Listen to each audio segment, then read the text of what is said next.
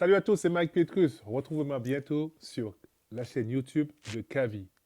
À bientôt. Incroyable. Allez, Salut la famille, on se retrouve pour un nouveau podcast aujourd'hui.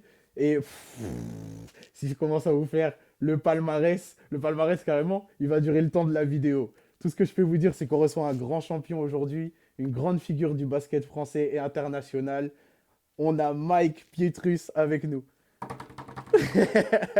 salut les gars. Ça va Merci Gabi? beaucoup. Ben, ça va super. Là, ça ne peut pas aller mieux. Franchement, je suis super content. Merci beaucoup d'avoir accepté. C'est important qu'on commence. On va commencer direct. Je vais vous expliquer comment Mike Pietrus est arrivé sur la chaîne. On était à la Oops Factory de Bordeaux, et Mike était en train de jouer. Et à un moment, au culot, je me sens à l'aise, je me sens bien dans mon basket. Je vais le voir, je lui dis, j'ai une chaîne YouTube. Si on gagne le prochain match, est-ce que tu viens faire une vidéo? Il dit, bah ouais, on a perdu. On a perdu le match, mais il est quand même venu de lui-même, en plus de ça, me demander des infos et me donner son numéro, son contact pour qu'on puisse rendre ça possible. Donc encore une fois, je voulais te remercier. Avec plaisir, hein, ça me fait très plaisir d'être là. Le but d'aujourd'hui, c'est de montrer aux gens et aux jeunes joueurs ce que j'ai vécu en NBA, mon parcours, et puis discuter un peu de tout. Et moi, j'aime bien être accessible aux jeunes, parce que je me dis, il reste encore 8 ans, bientôt j'ai 50 ans, j'en ai 42. Donc, c'est le moment de partager les informations que je puisse donner afin que les prochains joueurs fassent une belle carrière à la Wembanyama. C'est vrai que, mine de rien, tu as été très discret pendant très longtemps. Et il y a eu l'interview avec la First Team qui est sortie il y a peut-être 6 mois, 7 mois. Bon, déjà passer après une interview comme celle-ci, respect à la First Team, mais ça va demander du travail parce que vous avez couvert quasiment l'entièreté de ta carrière, vous avez parlé de plein de choses. À quel moment tu as eu cette envie de commencer à transmettre et à partager au maximum? Moi, j'ai toujours voulu transmettre, même quand j'étais joueur, parce que je pense que les jeunes joueurs vivent la NBA à travers nous.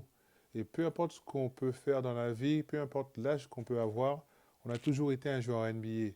Et je pense qu'à l'époque, on a construit cette génération qui avait Tony Parker, Boris Diaw, Ronny Tuaf et moi-même. On a construit cette vague de Français qui sont partis en NBA en même temps. Mm. Et qui, je ne vais pas dire qu'on a réussi, mais qu'on a eu un impact sur le basket américain et sur le basket européen aussi. Et c'est pour ça aujourd'hui qu'on voit que, je ne vais pas dire c'est à cause de nous, parce que je ne vais pas parler du travail des autres, mais je pense que ça a donné un boost aux recruteurs américains d'aller explorer l'Europe. Ouais. Ouais, bon, on le sent maintenant, l'Europe, elle est omniprésente au point que, je ne sais pas si tu as vu Gilbert Arenas là, qui a taclé les joueurs européens sur son podcast. Ouais, on me l'a dit, Gilbert Arenas. Moi, c'est un joueur que j'aime bien, hein, mais après, chacun a son opinion. Chacun n'aime pas le in-between tournament. Ouais, Après, moi, je ne suis pas trop d'accord avec lui quand il dit qu'il faut améliorer la défense, il faut jeter les joueurs européens. Parce qu'on a vu à l'époque, les All-Star Games, il y avait moins de joueurs européens.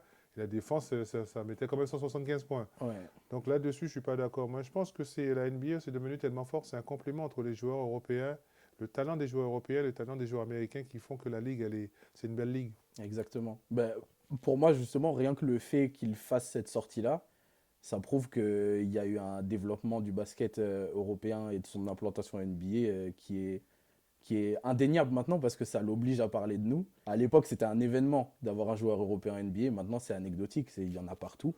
Ouais, à l'époque, c'était très rare. Mm. Je me rappelle à l'époque, si je me rappelle bien, le premier joueur, l'un des premiers joueurs à être rentré, c'était Tariq Abdul-Wahad, Oui, qui était très fort. Après, les blessures ont fait que, bon, c'est comme moi, des fois on dure, des fois on dure pas, on fait la carrière qu'on peut faire. Après, il y a eu Alain Digbe aussi, qu'il ne faut pas oublier, Mustapha Sonko, qui ont été draftés. Mais combien ont joué réellement en NBA, ça c'était rare à l'époque. mm, Et aujourd'hui, on voit que les 5 6 derniers MVP de la saison NBA, c'est quand même des Européens. ouais, Donc, il y a quand même une sorte de compétition qui s'installe entre mm, l'Amérique et l'Europe. ouais. Donc, je pense que c'est quelque chose de bien.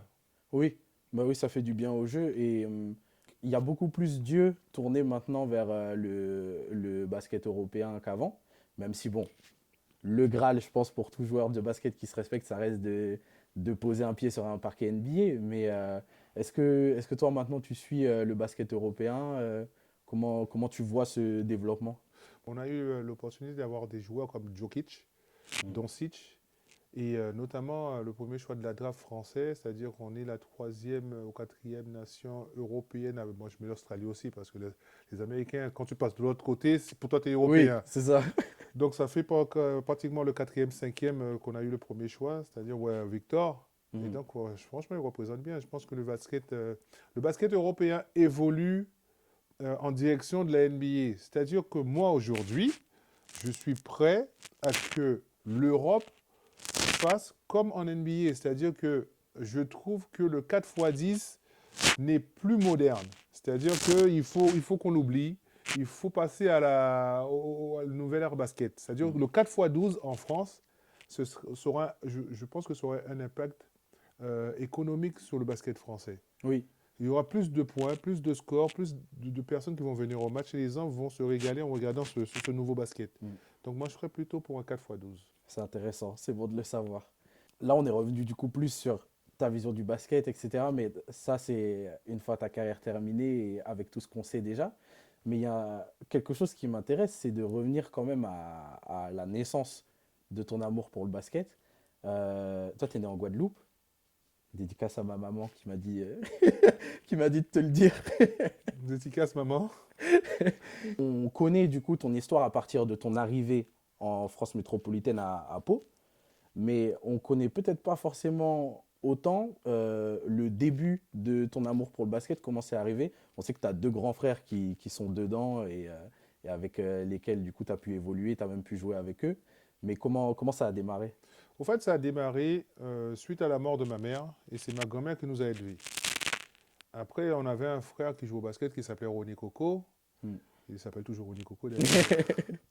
Et puis il était à Pau. Et puis on le regardait jouer.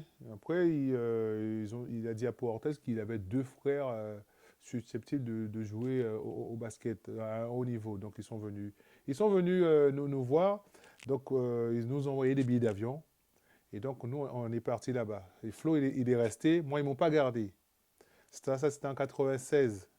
Donc je me suis dit, le jour où ils me reprennent, je partirai en NBA.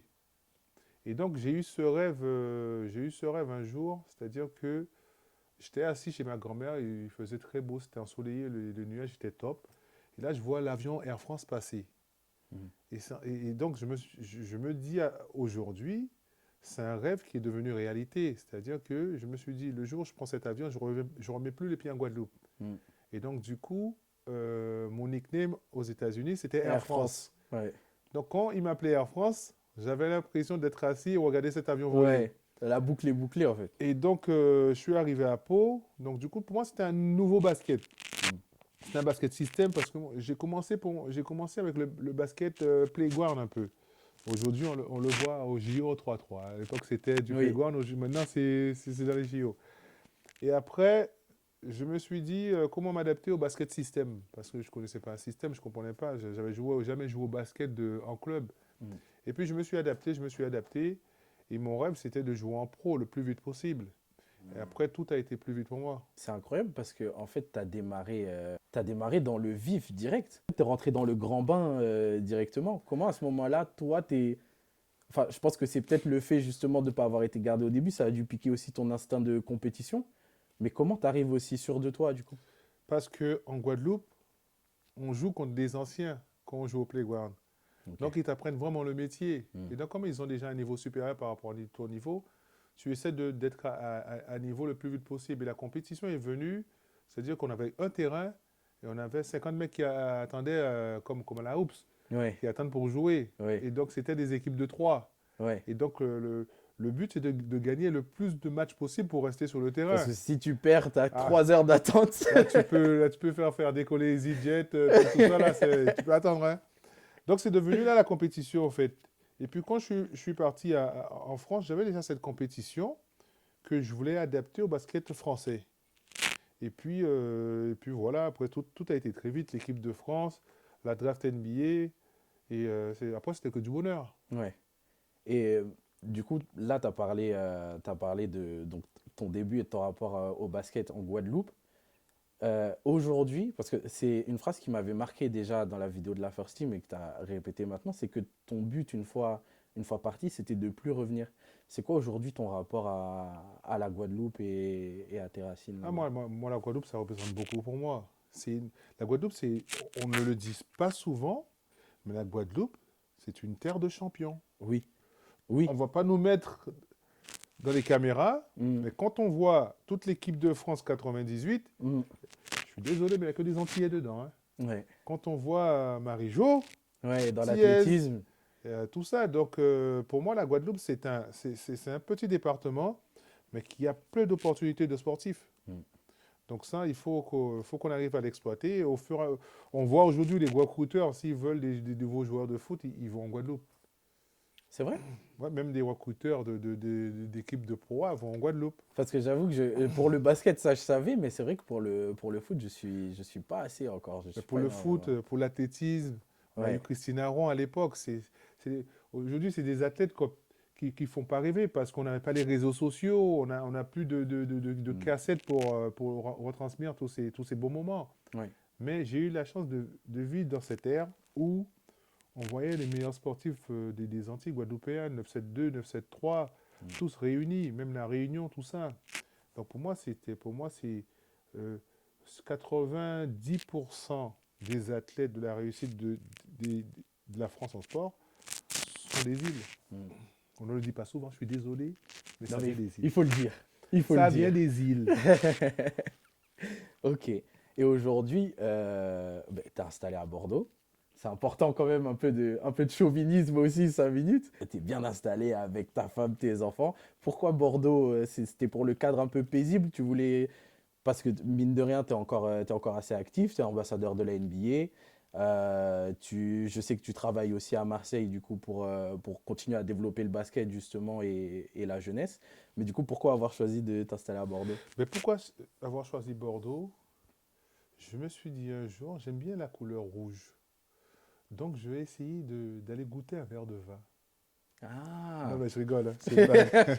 tout s'explique. C'est une blague. Non, non, c'est Bordeaux. J'aime bien les petites villes. Ouais. J'aime bien les grandes villes, mais petites villes. Hmm. Et j'ai jamais aimé Paris. Je trouve ça trop grand. Je trouve que c'est ennuyé. Il y a trop de bruit. Le métro, tout ça, ça m'a pas plu. Hmm. J'ai jamais connu cet environnement. Donc je voulais trouver un cadre qui ressemble un peu à Orlando. C'est-à-dire qu'il fait pas trop froid, mais il fait pas trop chaud. Ok. Donc Bordeaux, c'était la ville idéale. Ouais, C'est-à-dire l'entre-deux. que si je veux aller à Paris, je suis à 2 heures de train Hmm. et puis je rentre le soir à la maison. Donc en même temps, je me suis dit comment que je puisse être pas très loin de chez moi, être ambassadeur de la NBA, prendre un vol, faire ce que Hmm. j'ai à faire et rentrer chez moi 2 heures après. Ouais. Donc Bordeaux, pour moi, c'était l'idéal. Ok. Ouais, je comprends. Et du coup, comme je l'ai dit, maintenant, tu as ta vie de famille. Comme je l'ai dit aussi avant, on s'est retrouvés à la Hoops où tu venais jouer naturellement en fait avec les jeunes comme tu serais allé au playground si tu avais été un joueur lambda. C'est juste pour nous, c'était fou. On t'a vu aussi au Next Level Camp d'ailleurs. Petite dédicace à Sam, à Jamel, à Alex qui ont préparé tous ces petits trucs très sympas et qui transmettent énormément aux jeunes basketteurs de la région. Comment tu as gardé cette passion intacte au point de pouvoir aller faire un basket n'importe quand on a envie et comment tu as fait pour avoir ce goût, enfin d'où est venu ce goût de la transmission et du partage? Mais le goût de la transmission et le partage, c'est-à-dire que je veux me rendre utile. C'est-à-dire que aujourd'hui, les jeunes, ils rêvent à travers les écrans, mais ils rêvent plus à travers la réalité. Mm, Donc quand je vais sur un terrain, mon but c'est de les stopper et de les entraîner et de leur montrer c'est quoi vraiment le niveau d'entraînement d'un joueur NBA. mm. Et tout ça, ce qu'on fait en 1 heure, nous en NBA, dans un vrai haut niveau, on le fait en 15-20 minutes. Ok. Donc c'est de leur préparer à, pas à la virtualité des choses, mais à la réalité. C'est-à-dire que ça se passe comme ça. Maintenant, c'est-à-dire que beaucoup de sportifs qui ne sont même pas de joueurs NBA, de basketteurs, ils portent des logos NBA, ils portent des trucs comme ça. Donc, Mm, à un moment donné, ils rêvent. Donc, mon but, c'est de transmettre tout ça. C'est pour ça que j'ai cet amour de transmettre mon savoir-faire à la jeunesse. et pour ensuite qu'ils transmettent à leur prochain. C'est-à-dire, je ne vais pas rester jeune tout le temps, mais c'est très important pour moi d'aller sur un terrain qui ne me connaissent pas. Je ne recherche pas la reconnaissance, Mm. dire que je joue en NBA. Alors là, pas du tout. Parce que c'est ça aussi qui m'a marqué, c'est que toi, tu dis rien. Toi, tu Oui, viens juste jouer, en fait. ouais, mais au début, ils ne me connaissent pas. Ouais. Après, ouais, c'est qui, mais le but, c'est d'avoir conscience que quand on met un pied sur un terrain, on est venu travailler, on est venu partager un bon moment ensemble. Mm. C'est-à-dire que des fois, quand je joue contre vous, c'est pour vous montrer la différence qu'il y a entre un joueur NBA et un joueur de rêve. C'est là la différence. On a vu la différence. J'ai eu l'occasion de goûter à la différence. Donc voilà, mais tout ça, c'est pour du fun. Ouais. Moi, je suis quelqu'un qui est très positif et quelqu'un qui reste dans le sourire. Mm. C'est-à-dire que vous ne me verrez jamais être négatif sur un terrain ou quoi que ce soit dans la vie.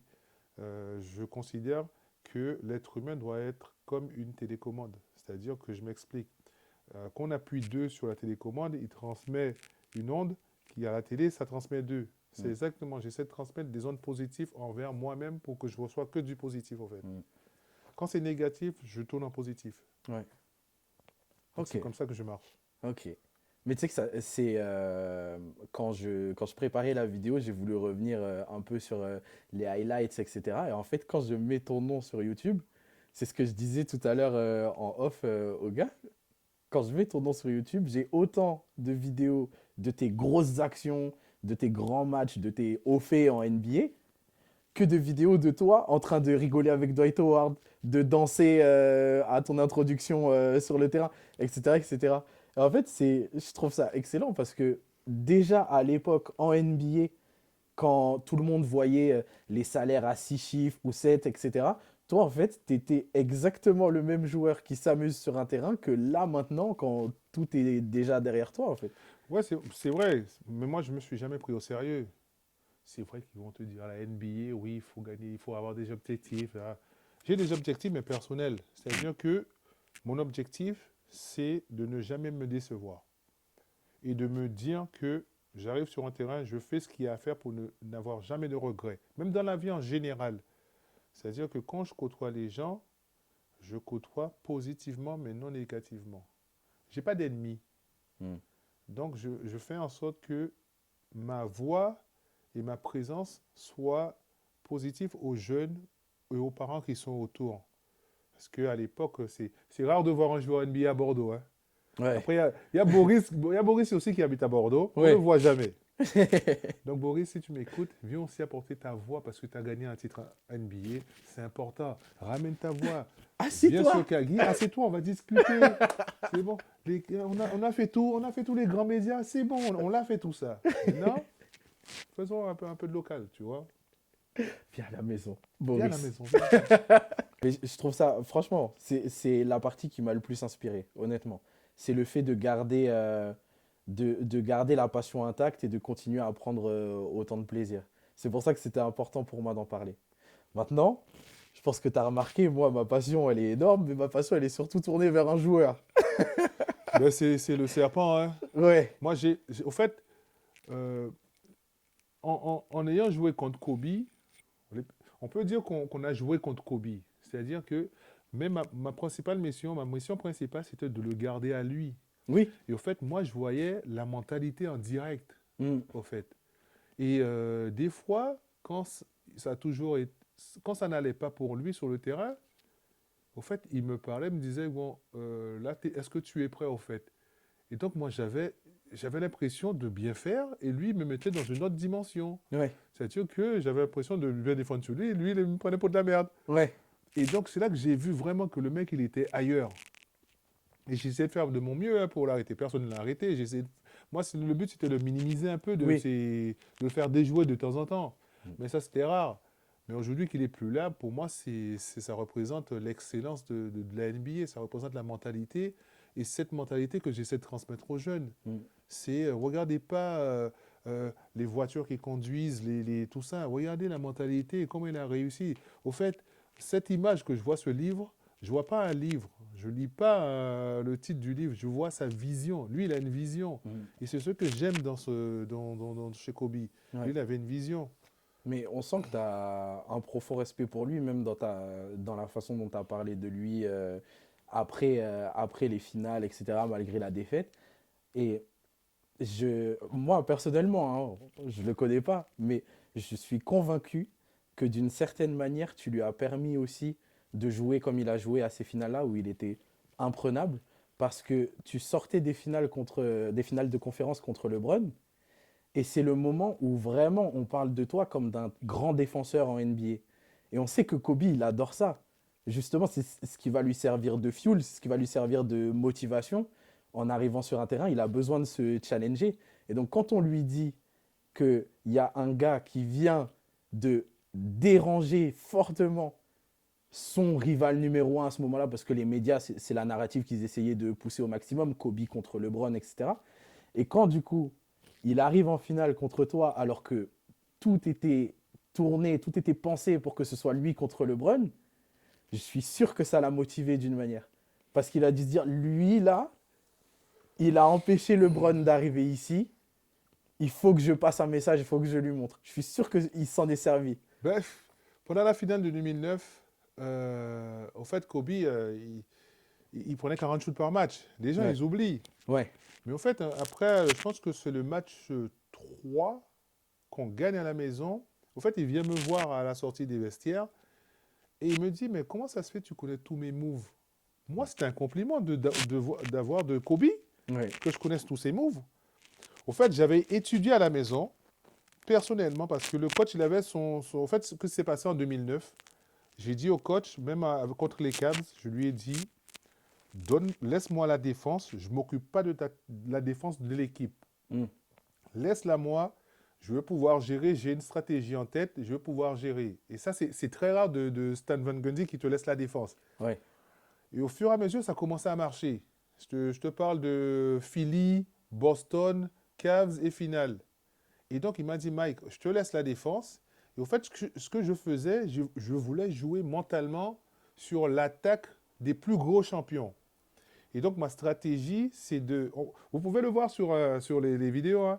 Je faisais 2 secondes de défense, et puis je comptais dans ma tête 2 secondes et et je tu changeais changeais de de position. position. 2 secondes et je rechangeais de position. J'adore. Et au fait, l'attaque, ce qu'ils avaient préparé, au fait, c'était déjouer à chaque fois. Ouais. Donc, je faisais déjouer l'attaque à chaque fois. Et c'est comme ça que j'arrivais à m'en sortir. Mm. Il y a des fois où, je comptais de 1 à 15. C'est-à-dire que je sais que s'il fait un pomme fake, il va en faire 2 autres. Après, il va passer sous ton bras. Il va vouloir. Et c'est comme ça qu'il provoque la faute. Donc, mon but, c'était de rester en bas. Bouge pas. Et je comptais les moves. Ah, il va faire ça, il va faire ci. Et donc, c'est comme ça que j'ai réussi à défendre sur les mecs. Ouais. C'est pour ça qu'on a pratiquement été en finale contre Boston, contre Miami. Notamment, c'était le premier titre de LeBron en 2012. Oui. Et donc, on a failli de gagner cette série. Et Ouais. donc, je faisais exactement pareil. Et c'est la première fois que LeBron, il sort à 6 fautes Oui. d'un match NBA. J'ai vu. Moi, je suis fier, je fais partie de ces statistiques. Mais c'est incroyable. Ben oui. Ben oui, c'est incroyable. Là, c'est énorme. Et aujourd'hui, là, avec du recul, c'est une question qui me vient comme ça en plus, mais j'ai besoin de l'entendre. Kobe ou LeBron? Je dirais Kobe. Pourquoi Kobe? Parce que c'est lui qui se rapproche le plus de ce que j'ai vécu à mon enfance, Michael Jordan. Hmm. Avec les mots, pour moi, c'était la finesse. Pour moi, ça représentait la Mamba mentalité. Je m'excuse de LeBron parce que c'est un mec que j'ai beaucoup de respect pour lui parce que c'est le dernier soldat de la draft de 2003.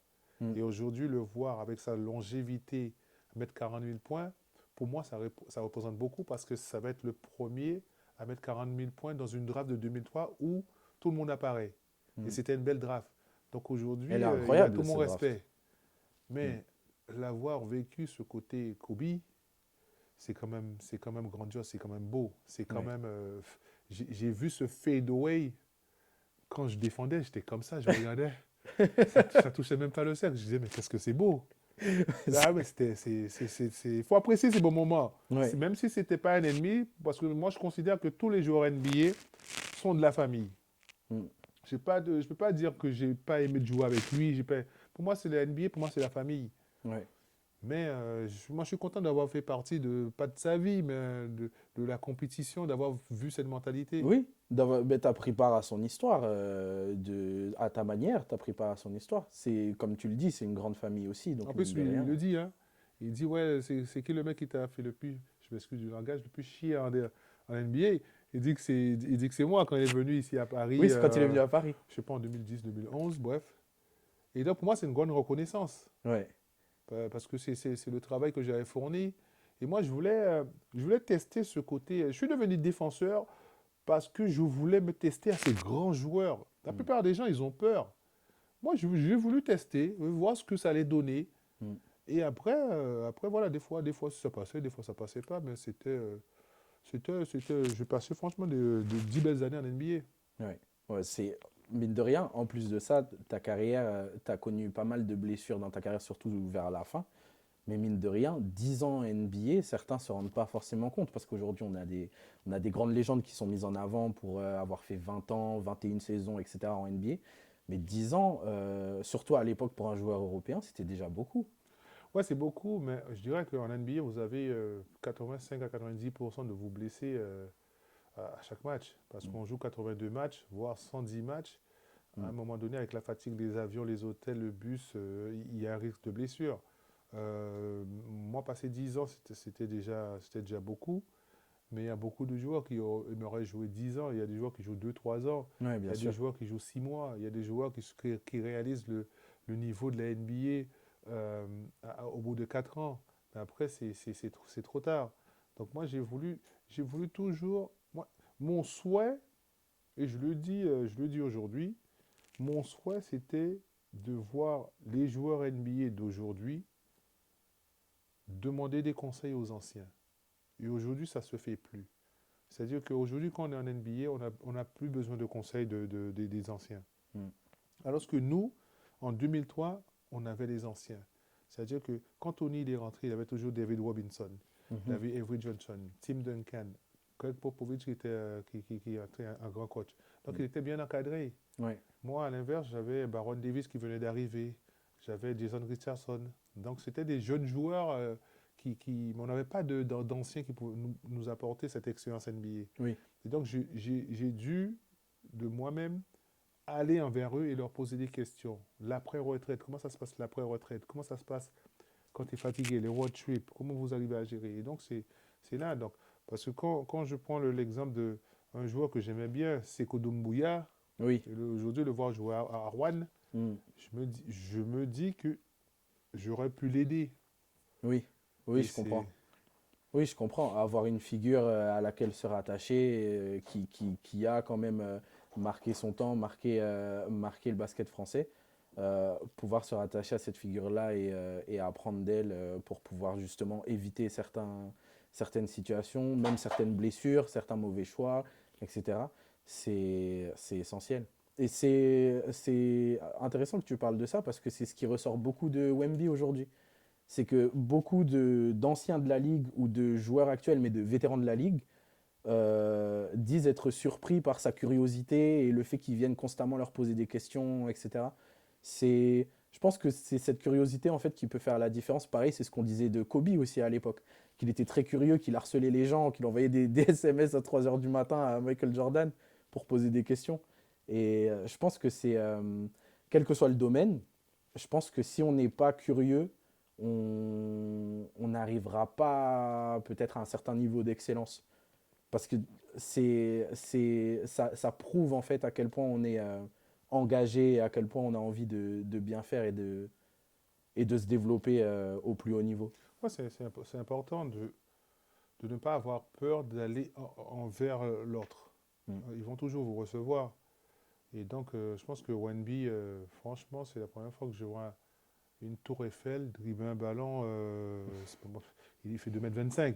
Ouais. Et c'est ce qu'il fait, c'est énorme.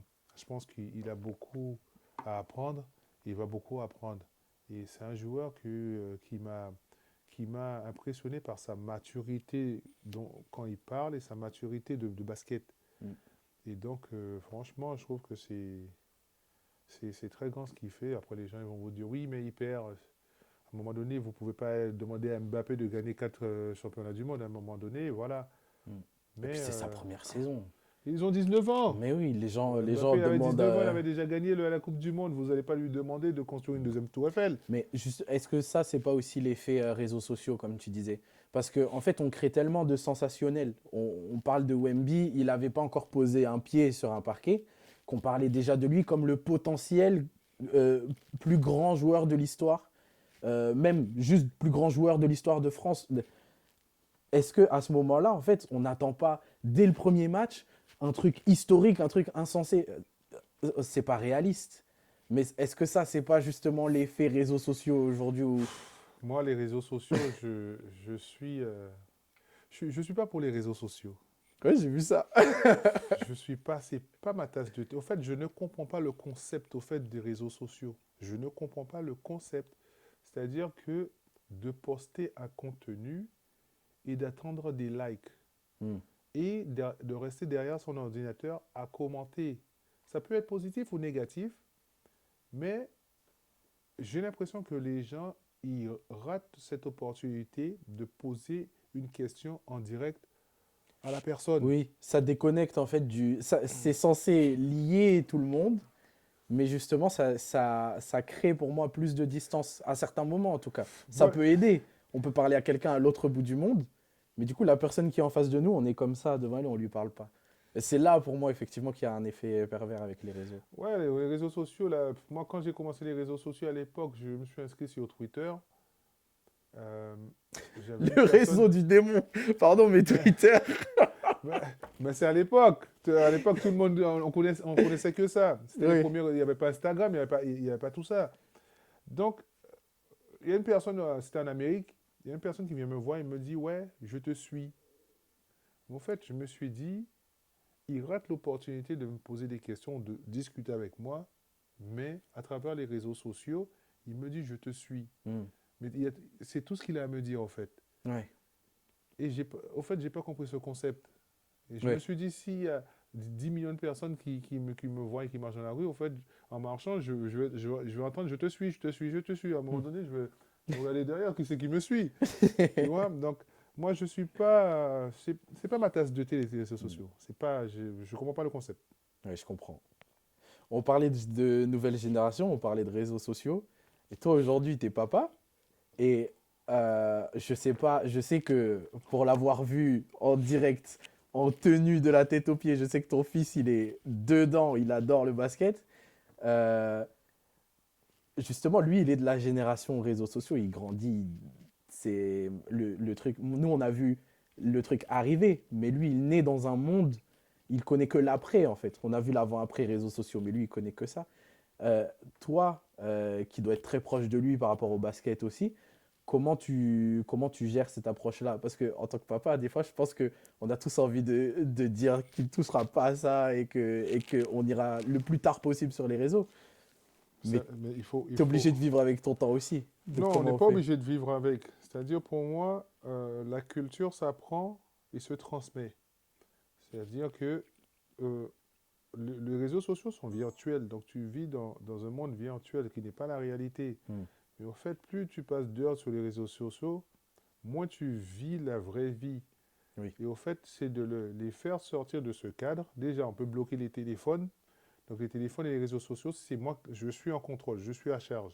Je te dis pas de ne pas y aller, mais les contenus que tu vas regarder, c'est moi Hmm. qui vais gérer. Mais on oublie ce côté quand on était enfant, d'aller dans les bois, d'entendre les oiseaux. Je te pose une question. Quand est-ce que la dernière fois tu as entendu un oiseau chanter? Bon, moi, j'ai de la chance parce que j'ai deux enfants aussi. Donc j'aime bien les emmener avec moi, justement. On sort et on se balade beaucoup. Ils sont très jeunes encore. Mais du coup, oui, moi, ça va, c'est récent. Non, mais Mais de c'est- moi-même, je reconnais, de moi-même comme ça, aller juste profiter de la nature et de l'extérieur, c'est vrai que c'est un truc que j'ai un peu perdu. Et ça, je le récupère que quand je rentre en Guadeloupe. Mais oui, parce que déjà, tu sais très bien que l'Internet, c'est slow, donc on Ouais. n'y va même plus. Pour ouvrir une page en Guadeloupe, tu peux mettre 15 jours. Et donc, non, moi, je trouve pas l'utilité de sur ça. Après, il y a Mm. tout et n'importe quoi. Donc il faut faire très attention aux réseaux sociaux et ça rapporte jamais du positif. Je comprends pas pourquoi poster un vieux steak haché brûlé alors que ça c'est personnel. Je, je comprends pas tout. Voilà.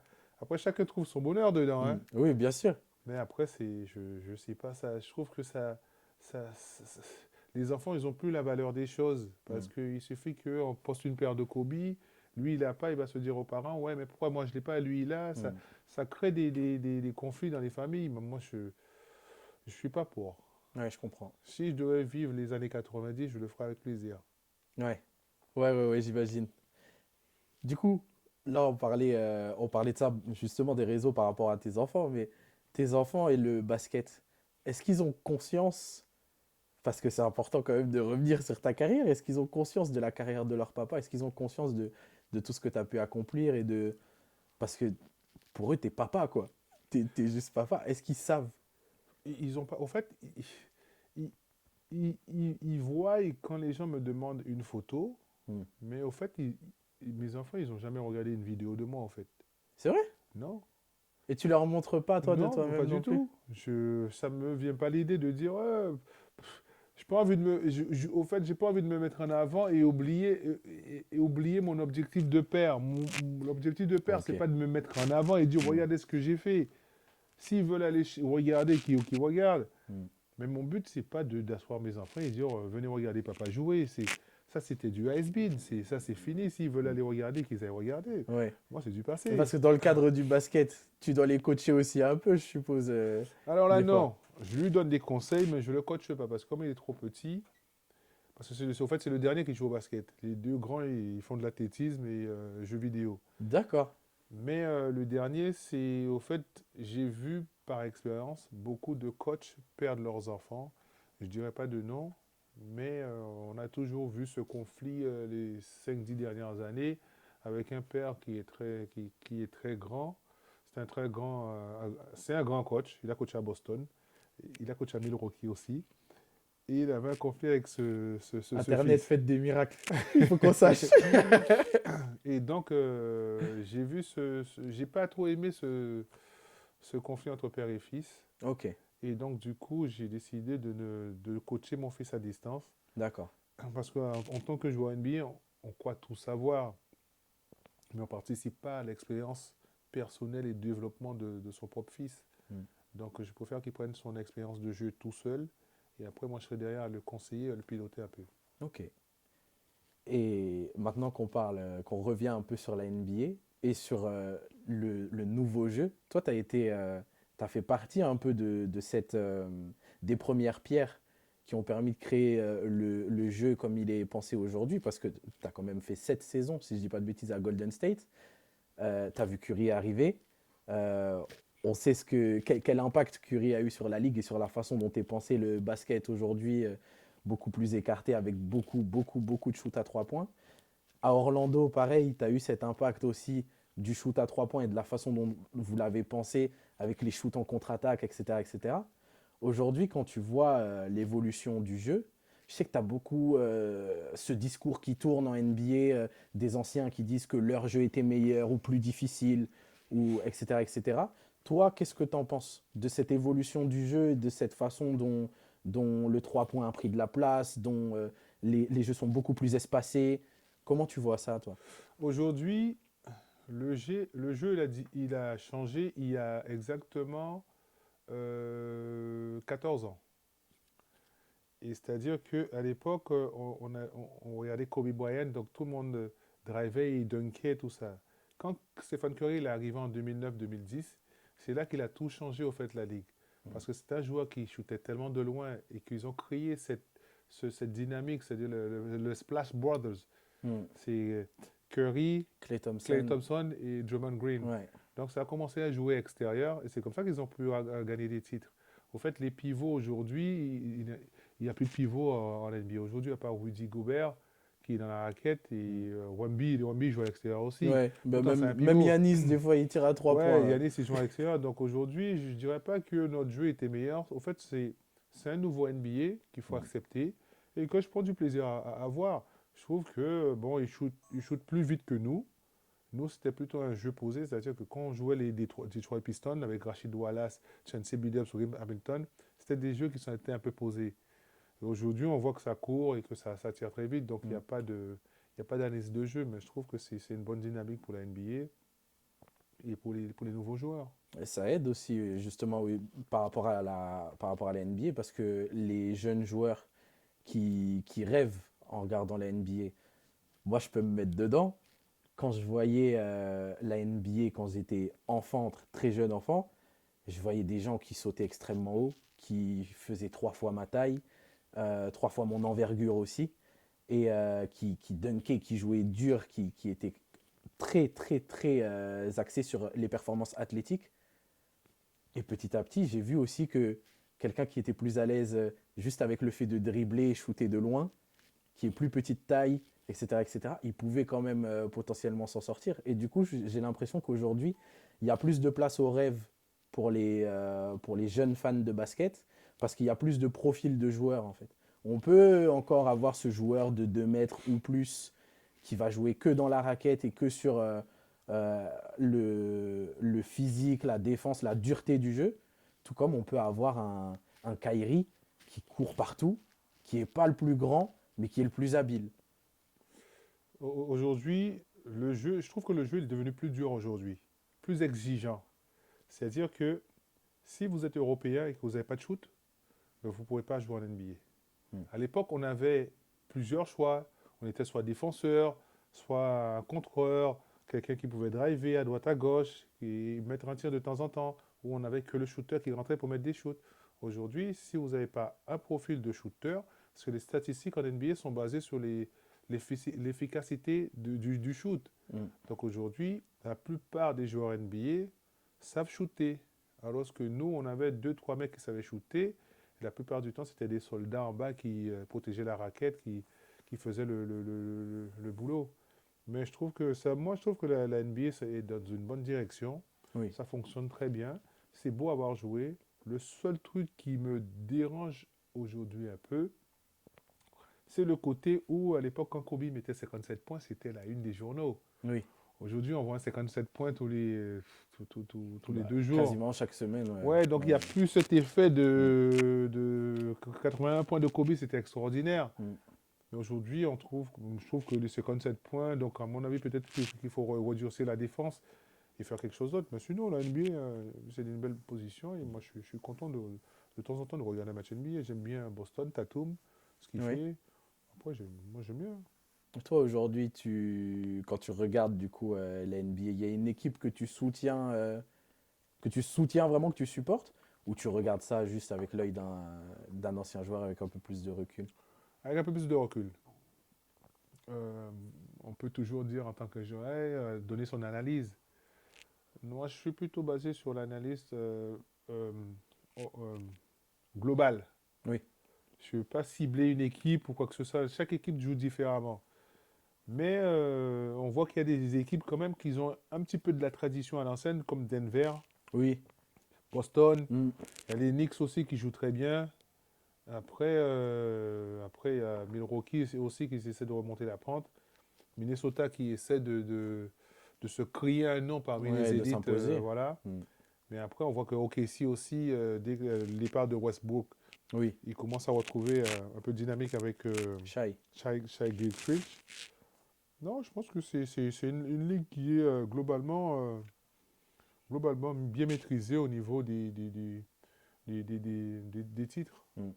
Sur ce nouveau jeu, toi, de la NBA, est-ce que, je sais même pas si tu t'es déjà posé la question, mais est-ce qu'il y a une équipe dans laquelle tu penses qu'aujourd'hui, du coup, si tu avais évolué dans la NBA d'aujourd'hui, est-ce qu'il y a une équipe dans laquelle tu penses que tu aurais bien évolué, dans laquelle tu te serais bien installé? On peut toujours dire oui, en tant qu'ancien joueur, moi je peux jouer un peu partout. Non, l'NBA actuelle, je ne pourrais pas jouer. Ah ouais? 42 ans.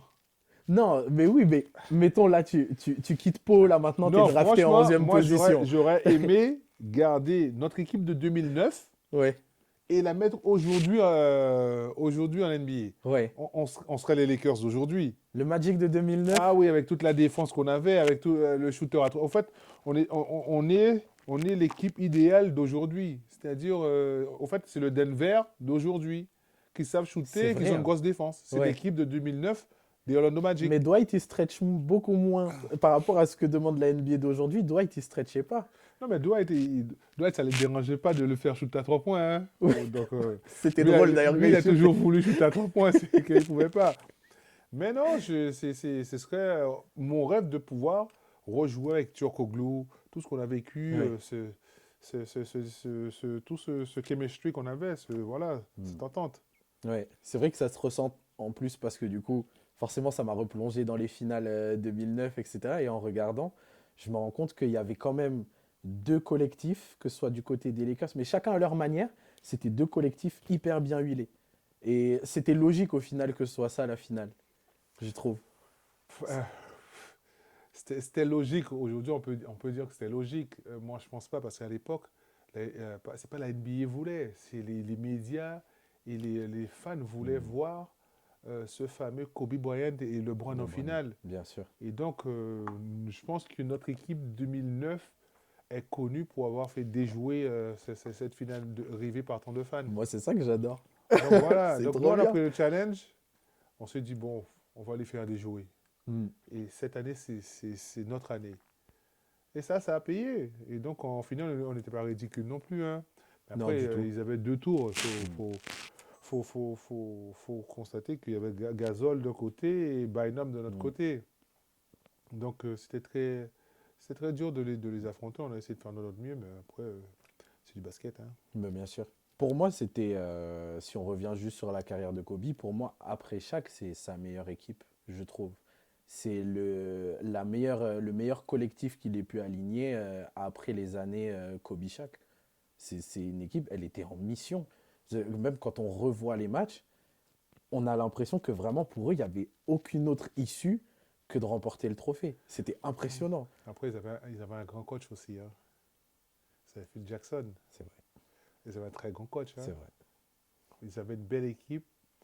Mais franchement, encore une fois, je trouve que les joueurs européens, ces joueurs, ils ne connaissent pas Phil Jackson. Ils ne connaissent pas le système Phil Jackson, le Le triangle, triangle. comment on l'a joué. Moi, j'ai jamais su comment on l'a joué. Même Kobe, des fois, il se posait des questions comment on l'a joué. Mm. Mais à force, tu voyais ce triangle ce triangle se former, tu te disais, waouh, c'est pas mal cette option. Mais c'est vraiment, il y a au moins 15 options dans ce triangle.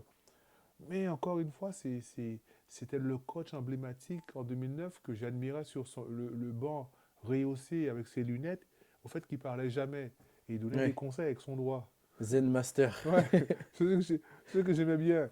Et lui, il me rappelle à l'époque, il me rappelle, quand je vois Phil Jackson, ça me rappelle le coach qui a coaché, c'est un coach en foot, Mourinho. Ok, J'ai l'impression de voir Mourinho, en fait. Parce que Mourinho, il gueule jamais. c'est vrai. Il donne des directives. Voilà. Il s'énerve des fois. Il s'énerve des fois, comme Phil s'est énervé aussi. Ouais. Mais je trouve que franchement, c'était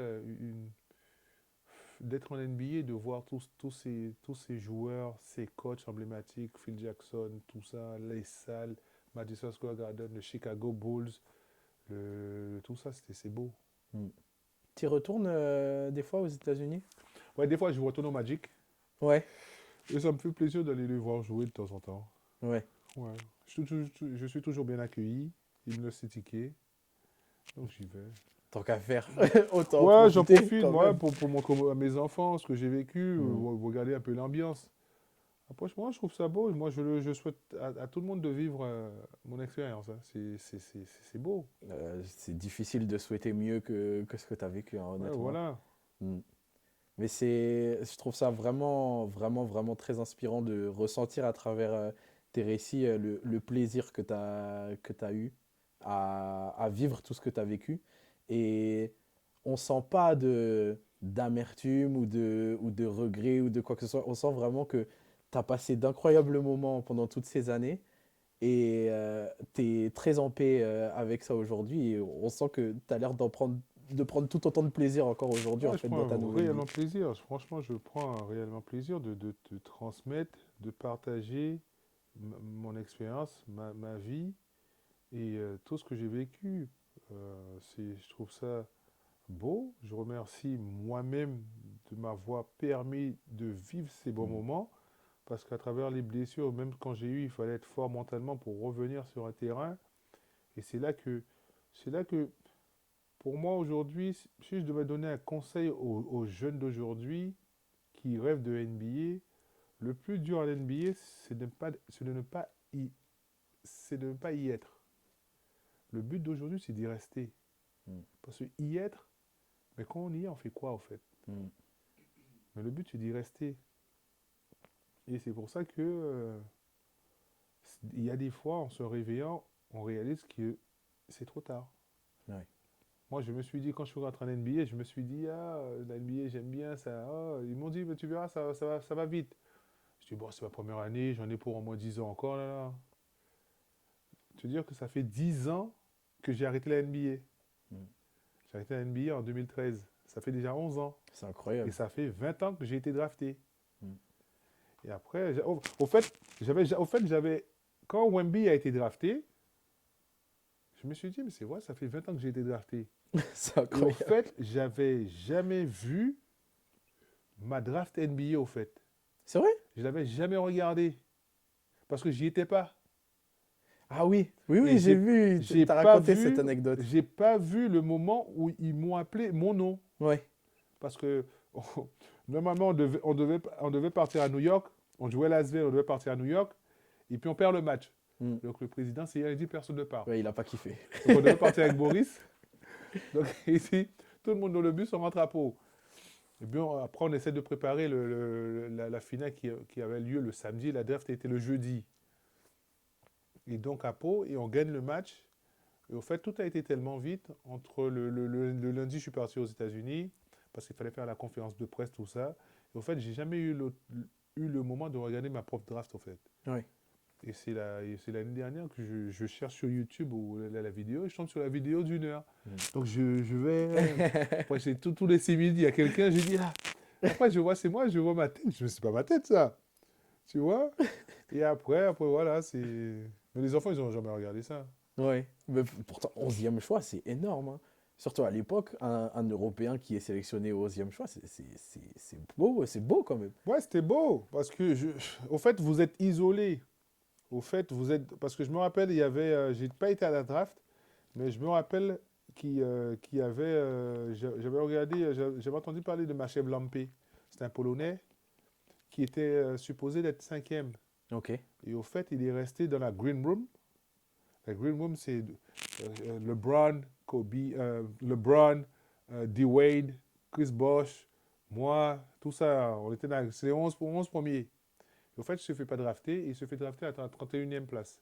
Ok. Et au fait, c'est ça la draft. C'est le suspense. Et c'est Mm. beau. Moi, j'ai pas eu la chance de le vivre, ça, mais Mm. je trouve que c'est extraordinaire. C'est Ouais, beau. la sensation d'entendre ton nom appelé, Ouais, on se incroyable. dit, voilà, c'est fait. Ouais. Ouais, c'est incroyable. Je suis super content en tout cas d'avoir pu parler avec toi. Avec plaisir, hein. Et je te remercie sincèrement encore une fois pour ton sens du partage et de la transmission, parce que c'est vraiment ce qui ressort de cette discussion, et juste même de comment tu t'es retrouvé à avoir cette discussion avec moi. Donc merci beaucoup. Voilà, et n'oubliez pas que je l'ai battu, hein. Il pourra vous reformuler comment ça s'est passé. Ça a duré 2 minutes, hein. 2 minutes en 12 points, 2 minutes. Voilà. De temps en temps, il faut leur montrer le niveau de la NBA, parce qu'il a l'impression que c'est facile, oui, ça défend pas, oui. Mais la Il a réalité, mis, c'est il autre a mis que chose. des 3 points. On pouvait avoir la main là devant son visage. Que des 3 points. Mais tu sais qu'il y a des vidéos en plus qui tournent sur TikTok de toi qui passe à la hoops et qui met la misère à des gens. Ah, j'ai pas vu, j'ai même pas vu. Comme je sais pas TikTok, je vois pas. C'est en allant du coup sur internet pour préparer la vidéo. Je vois un TikTok, Michael Pietrus, tu sais, les nouveaux trucs là, pauvre. Quand tu arrives à la hoops, c'est que tu tombes sur un ancien joueur NBA. Et là, t'as une compile de toi qui est en train de mettre la misère à des jeunes. Ah, j'ai pas vu. Et ouais, du coup, je me suis dit, en plus, il est pas sur les réseaux, je vais lui apprendre un truc là. Mais ouais, non, je reconnais, il n'y a pas de souci. Il a dit, en plus, moi, je suis arrivé tout conquérant parce qu'on venait de gagner un match. Mais il était en détente, quoi. Je me dis, bon, on peut le titiller un peu. Ouais, j'ai une chaîne YouTube. Là, si on gagne, là, tu viens? Ouais, ouais. Je sais même pas si j'ai eu le ballon une fois pendant le match. 2 minutes. C'est le, Les 2 minutes, je dirais pas les plus rapides de sa vie parce que je parlerai pas au nom de sa femme. Là, Mais ça fait partie de l'histoire. il y a un petit instinct de compétition quand même. Il faudra qu'on rejoue et qu'on prenne les caméras. Merci à tous d'avoir suivi cette vidéo. J'espère que ça vous a plu. J'espère que vous avez appris des choses. Merci encore au Big Mike Pietrus d'être venu. Je suis trop fier de pouvoir le dire. Prenez soin de vous, abonnez-vous, vous connaissez déjà. Et on se dit à la prochaine pour une nouvelle vidéo.